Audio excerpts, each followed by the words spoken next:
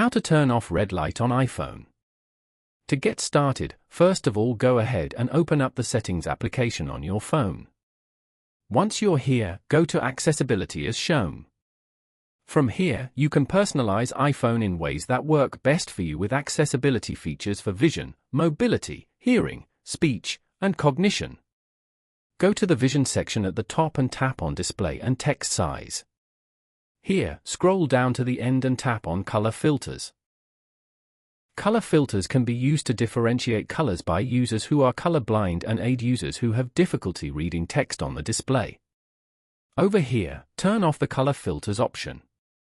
As you can see, all the color filter options below will no longer be available. Following these steps, you can easily turn off red light on iPhone. Thank you for watching.